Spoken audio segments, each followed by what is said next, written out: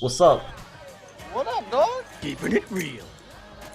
In comparison with my other ranking videos, this one will probably be the most difficult one for me personally, since all the main 8 JoJos are god tier characters. I mean, I love every single one, just for different reasons. I have never been able to rank them, so I guess this video is just me clowning on your favorite JoJo, whilst also ranking them for my own entertainment. So I'm not ranking them based on how well written they are or anything, since we all know that Jojoestar would easily win in that case. Instead, these are my personal favorites, and the ones that I've connected with as I read JoJo's Bizarre Adventure. Okay, so picking the last one is quite hard, and easy at the same time. I mean, I know which one it is, I just know that I will upset a lot of Jonathan's stans. Oh yeah, it's Jonathan, by the way. Okay, I know it's real shocking that I put Jonathan at the bottom, you know, with the recent videos and everything, but it's just because the other JoJos are just that good. I mean, Jonathan laid the foundation for the others, so I'm definitely not saying that he's bad, he's just not as interesting and fun as the following JoJos. Look, you already know I got a lot to say about the first JoJo, so let's just continue to the others. Okay, so for this spot, I had to pick between 2 JoJos that I didn't really care all that much about. Giorno Giovanna is a fun character that I really liked. I enjoyed his Jonathan and Dio traits being utilized in different scenarios, and I would love to make an analysis of Giorno's character since Dio and Jonathan thing is just that cool. However, as I fell deep into the fandom, my opinions have changed about Giorno. And no, it's not just a hentai. Giorno was once my favorite JoJo, but his underage dream having ass was simply not as cool as Best Boy Bucciarati. So, as the time went, I guess I can't really say that I truly love him as much as I used to. That's really weird and I wish I didn't say that.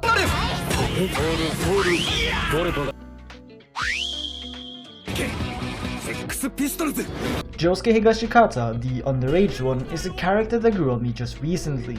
But overall, I don't really understand why people love Diamond is Unbreakable that much, and also in turn Josuke, and why people are going crazy for him. Yeah, sure, I picked him over Giorno because he's way more Chad, he is cool and the most realistic JoJo. I guess I just don't really like people around my own age, just give me the MILFs instead.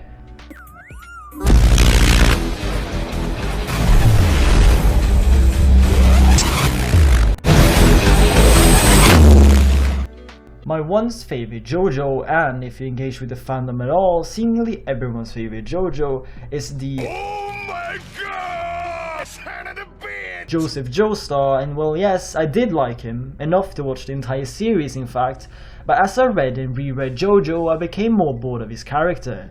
Don't get me wrong, he is great, but his charm kinda ran out, whilst the others kept me engaged. And his soggy crusty old ass was simply not as cool as his sexually frustrated younger self, leaving Joseph Joestar as a still good but not quite great JoJo. Listen up, dudes! We've got a new blue-haired babe here to introduce herself. My name's Rei Ayanami. How's it hang? Man, when I first read Stone Ocean, I kinda hated it. I only really liked Jotaro and the rest was meh at best. I knew at the time that I was wrong and that if I reread it, I would love it. And yes, I was right. Stone Ocean is a really good story, and Jolene kinda surprised me with how good she was. She truly is Jotaro's descendant, so I guess a big part of why I like her is that she has Jotaro's characteristics. But Jolene is her own character, a resolute young woman that beats everyone's ass when needed. And with the recent Stone Ocean anime finally being announced, I guess that more people will finally also start to see why she's one of the better protagonists in JoJo. Her duality with Pucci, you know, her carrying the torch of the Jojoestars the same way that Pucci is, you know, continuing Dio's work, is so unique and only possible with a character like her. Man, I really can't state how much Jolene grew on me just recently, and her way of being both badass and silly, both serious and I guess a little cute, makes her stand out from the rather same feeling JoJo's before her. She's badass, so yeah, of course I like her. And when she told Kenzo to fuck off, I literally put her above the legendary Joseph Joestar himself.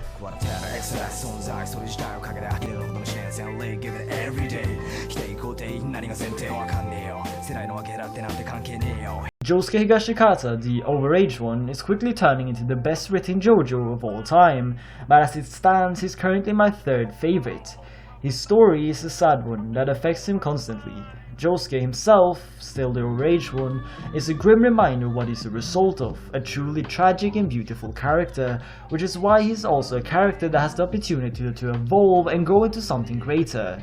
Josuke, still the overaged one, is a genuinely good and captivating protagonist that I look forward to see what's going down in JoJolion. Go ahead, Mr. Jojoestar. So, alternate universe Jonathan and Joseph took the form of a horny cowboy with a bug bite fetish. His tea enthusiasm leaves Johnny Joestar as my second favorite JoJo, and god damn, Johnny is a really well written, nuanced character with motives and goals to aspire to follow. Why is he not in first place then? Well, it really has nothing to do with Johnny himself, since he's so well done. Johnny Joestar tops that of Geraldine before him since his motives are not entirely right, or even justified. He is a selfish man, but we root for him since he is the main JoJo. He is the hero, right? Well, is he the protagonist, or is he the antagonist? That is entirely up for you to decide. I will say personally that yes, he is the protagonist, but would everyone have to die just for this man to perform his sea walk? That's cripple walk, by the way. But since Gyro also could be the protagonist and Valentine the antagonist, then Johnny would become this sort of anti-hero that both starts and ends this story. At least in my mind, Valentine's goals are not entirely bad, but it's his way of performing them that makes him the antagonist, and as such, Johnny becomes the protagonist. But since you're even able to read into Johnny's character like this, it makes him without a doubt the best written character in the JoJo's Bizarre Adventure series. Valentine is second place, by the way. There is seriously nothing to complain about, he's really that good. I just want his holy corpse all over me and... nothing.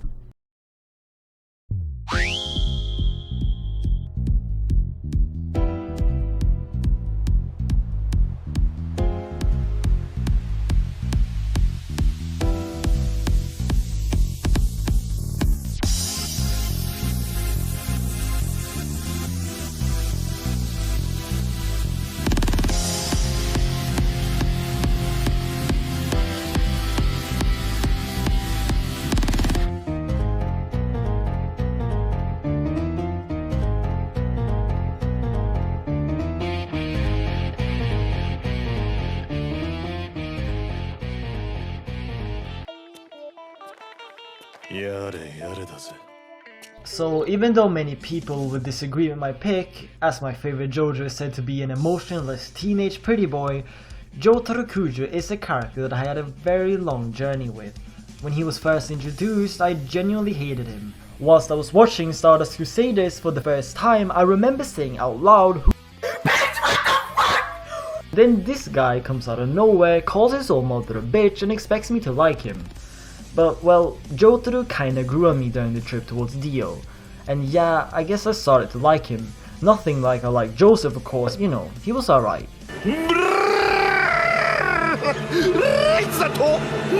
Jotaro in Diamond is Unbreakable was fine, nothing special, but just a nice supporting character that I liked seeing again.